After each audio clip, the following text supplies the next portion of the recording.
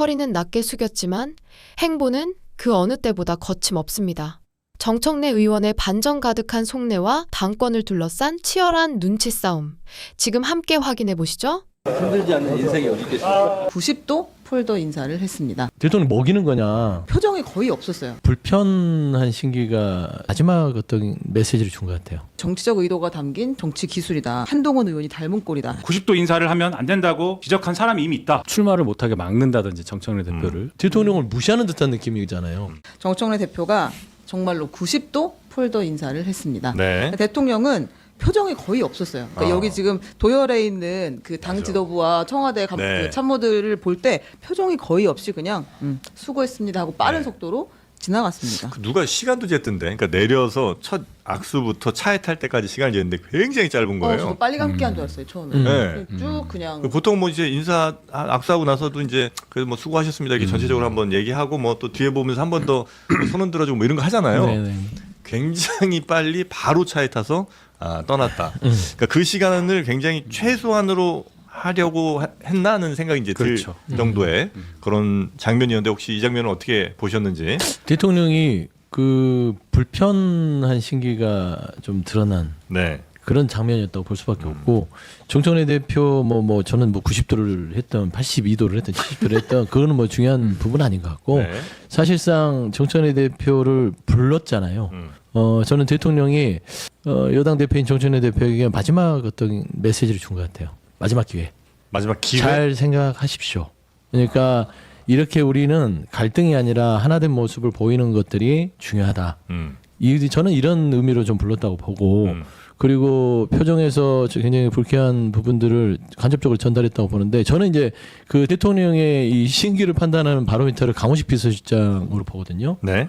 근데 강훈식 비서실장에는 대통령이랑 대화가 없었어요. 출국할 때는 그리고 늘상 순방 나갈 때 조금 이렇게 분위기를 좋게 하려고 농담을 강원식 비서실장 놀려먹거나 이야기를 하거나 하거든요.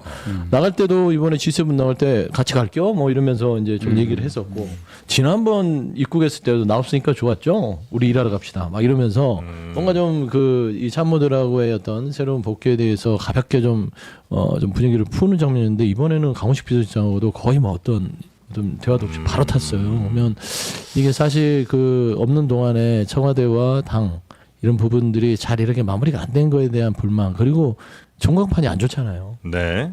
그런 거에 대한 불만. 그래서 정청래 대표한테 아마 며칠간의 생각할 기회를 주신 거는 같은데 현실적으로 정청래 대표가 뭐 나오지 않을까 싶어요. 네.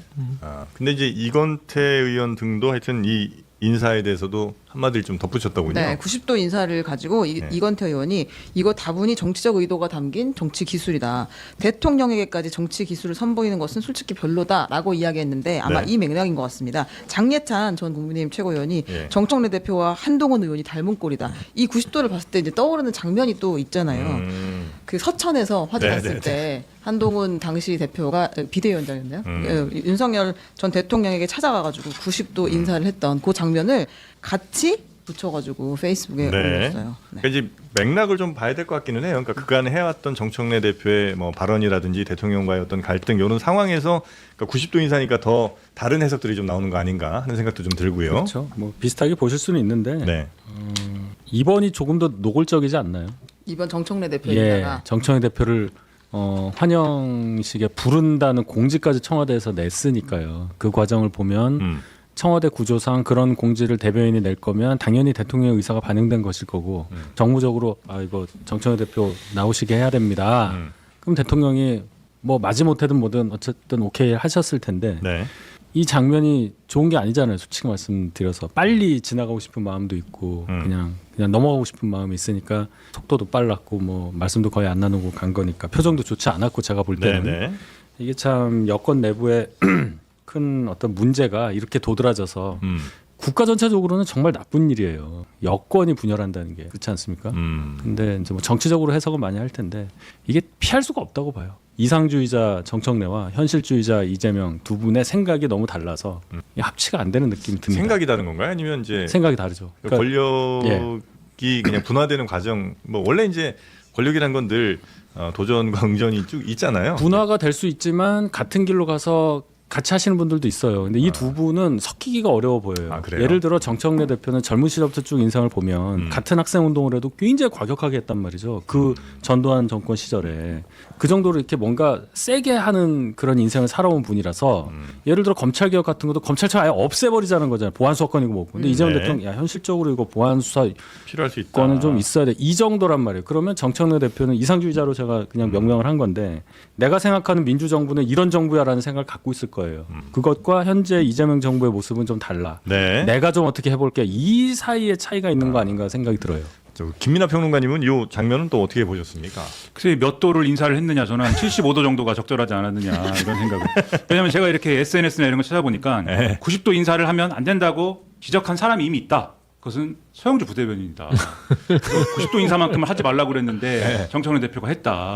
제 말 안 의도가 들어요. 있는 거 아니냐. 제 말안 들어요. SNS에 그런 얘기가 있더라고요. 네. 근데 저는 뭐 여기 계신 두 분도 정치인이시지 않습니까? 네. 정치인이죠. 정치인들이 그렇게 치밀하게 내가 여기서 90도 인사를 해서 대통령을 곤란하게 해야겠다. 이렇게까지는 생각을 하지 못한다고 생각을 해요. 그렇지만 두 분은 이제 워낙 이제 꾀주머니가 많아서 어떻게 하실지 모르겠지만 꾀주머니. 제가 볼 때는 약간 허술한 면도 분명히 있거든요. 네. 두 분을 평소에 이렇게 지켜보면. 그래서 우리요? 네, 그렇죠. 많이 허술해요. 많이 허술해요. 꾀주머니가 없어요. 꾀주머니 쓸 데도 없고. 네. 그래서 정청래 대표가 뭐 계산하고 한 일은 아니겠지만 근데 네. 정무적인 판단에 이제 좀 부족한 부분이 있죠. 왜냐하면 90도 인사를 하는 순간 이 장해찬 부원장 얘기하셨지만은 네. 다 한동훈 전 대표 얘기할 거거든요. 한동훈 의원 얘기할 거거든요.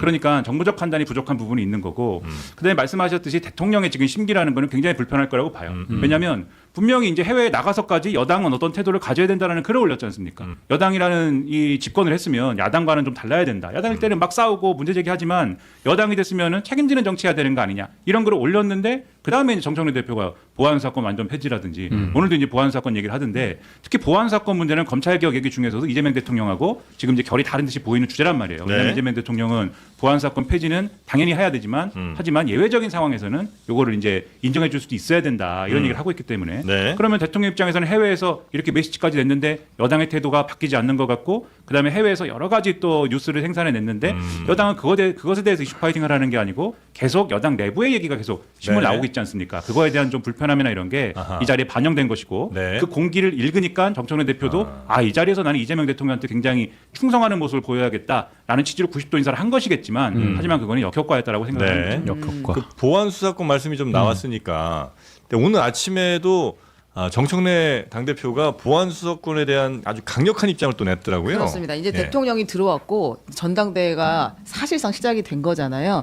정청래 대표가 뭐 대통령을 굉장히 칭송했어요. 외교 역대급 외교 성과, 경의를 표한다. 월드 클래스 이재명 대통령 이런 얘기를 쭉 했는데 오늘 아침 본격적으로 의제를 꺼냈습니다. 최고위원회 발언을 쭉 다 하고 나서 맨 마지막에 마무리 전에 본인이 한 번 더 이야기를 해요. 그때 보안 수사권 이야기를 꺼내는데요. 한번 들어보겠습니다. 수사와 기소의 완전 분리는 민주당의 불가역적 당론입니다. 또한 이재명 정부의 국정 철학이자 국정 목표입니다. 보안수사권 전면 폐지는 너무나 당연합니다. 말해서 뭐 하겠습니까? 아직도 수사권의 미련을 못 버리고 있는 검찰이 있다면 꿈 깨십시오. 네. 꿈 깨시라. 너무나 당연하다. 근데 말해 뭐하냐. 누구한테 꽁깨라고 하는지 모르겠어요. 그러니까 이제 이것도 해석의 영역이겠습니다만. 청자는 검찰이긴 할 겁니다. 네, 검찰이기는 공식적으로는. 할 수 있으나 그러니까 자꾸 오해를 불러일으키는 부분들이 또 수습할 일이 생기잖아요. 그러니까 보안 수사권이란 부분들을 이제 이 강성당원들은 완전히 폐지함으로써 검찰에 씨를 알려야겠다. 예전에 검찰은 다시 보고 싶지 않다. 이런 분들이 많아요. 특히 본인이 민심의 척도로 보는 딴지 게시판을 중심으로 해서 많죠. 근데 좀 이거를 서서히 좀 설명을 드려야 되는데 여당 대표가 이걸 선동하는 느낌이에요. 보안 수사권에 대한 거를 검찰에 줄지 아니면 요구권까지만 줄지에 대해서 대통령이 고민해 주십시오라고 국회의 의견을 존중하겠다고 얘기를 했으면 네. 좀 존중하는 태도로 수기하는 과정이 아니라 단박에 완전히 폐지하겠다. 꽁깨를 해버리면 그걸 주장하는 분이 지금 정부에 있는 대통령 그런 입장일 거예요. 그다음에 국무총리 김인석 총리. 네. 그러니까 이제 전당대회 각을 세우는데 사실 검찰의 수사권은 거의